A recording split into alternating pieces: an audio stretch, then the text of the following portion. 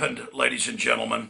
President Obama on Saturday, December 31st, 2011, as a little New Year's present to our constitutional republic, signed the National Defense Authorization Act.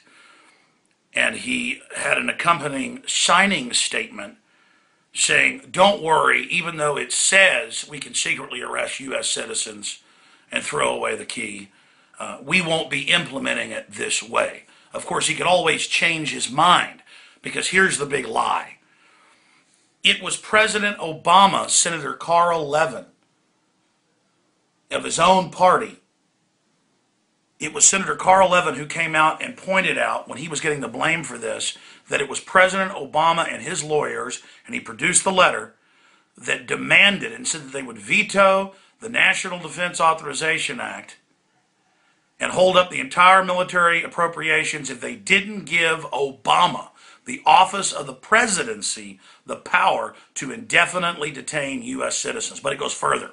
There's all these creepy clips we've got on Infowars.com from C-SPAN of the authors and sponsors of it. Senator Lindsey Graham, Senator John McCain, Senator Carl Levin, Senator Joe Lieberman, and others saying, yeah, we're going to arrest citizens. Yeah, we're going to torture you. We want you to be afraid. You bet this is for U.S. citizens. That was back when CNN and other mainstream media deceivers were saying, it doesn't affect citizens, it doesn't affect citizens. That was so we couldn't get any opposition to it in the first month of it being developed. They would just deny over and over again that it affected citizens. But Ron Paul, myself, and others brought forward the fact that the subsections did say that, and we pointed out the video clips of the authors of it admitting it. But just this last week, CBS News, ABC News, the New York Times, hundreds of publications and TV channels came out and said Ron Paul is crazy. He believes that the NDAA affects citizens and allows the military to operate domestically. Well, the ACLU's done the analysis. It's a worldwide declaration of the entire planet as a battlefield, a worldwide declaration of war by the corporate interests that run our military and our government that have hijacked it.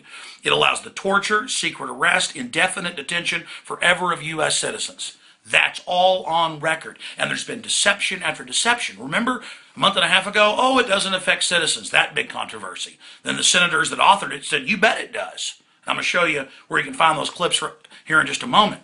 Then Obama, lies within lies, came out and said, I'm opposing this bill. And then it freaked everybody out when he said, no, now I'm going to sign it. And it freaked people out even more when the senators came out, all of them, and said, don't blame us. We were told by the White House, do this or I won't sign it. Now Obama, in his signing statement, you can just type NDAA into Google News and you'll find it. It's on whitehouse.gov.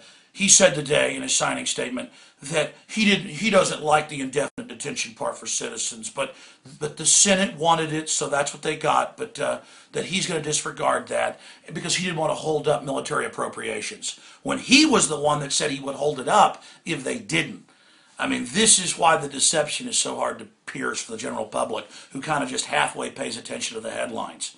And the media propaganda is targeting those of you out there that really don't pay attention. Remember the Patriot Act? They said that wouldn't affect citizens and was only for terrorists. Now they use it in family violence cases and cases of people dealing marijuana thousands of times per state per year. Remember how they weren't going to spy on us without warrants. Now they just admit they are.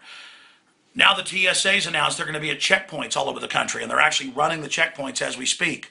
This is a total takeover by criminal interests that have seized our nation, and they need to put this police-state grid in place to maintain and protect themselves from the public. The criminals need a tyranny in place so they can continue to get away with all the crimes they've committed. Now let me just briefly show you the facts right here. Number one, you've got the ACLU. This is just out today, December 31st, 2011, just a few hours ago. President Obama signs indefinite detention bill into law. And what do they say about it? They say clearly he has disgraced himself. You can read it right here.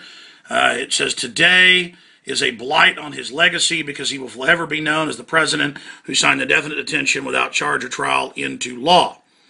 And this is worldwide. And some said, oh, this isn't for citizens. Really, Obama's been killing U.S. citizens without a trial and setting the precedent and saying, oh, well, they're terrorists.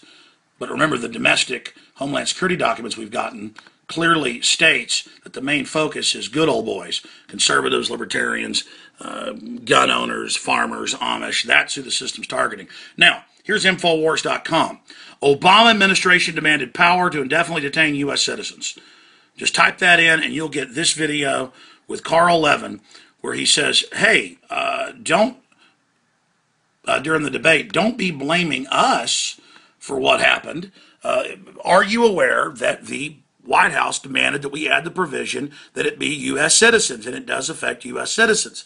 And then we've got all these countless other articles that have got the videos of the other senators in there getting super, super creepy, talking about how they're basically wanting to scare the American people.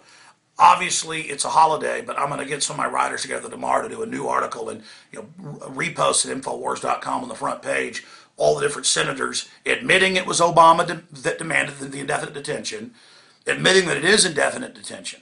And then I'm going to show you where Obama got him and said he was against all this. That is duplicitous. That is deceptive. That is counting on people not paying attention.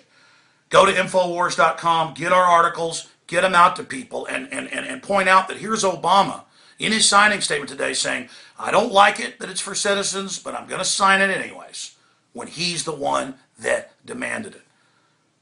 I mean, wow. How do you deal with this level of deception and disinformation? They're doing this because they're getting ready to devalue the dollar and fully implode the country. And I bought The Economist today when I was at the grocery store, Economist magazine, and it says central bankers to the rescue, and shows a central banker with defibrillators about to restart the heart of a patient. They've designed this implosion to consolidate power. Every time things get worse, they get more power. Then it gets worse, they get more power. When the IMF and World Bank documents are public, how they plan to take over the U.S. and Europe and bankrupt it through derivatives. Things are going well for them. They're not screwing things up.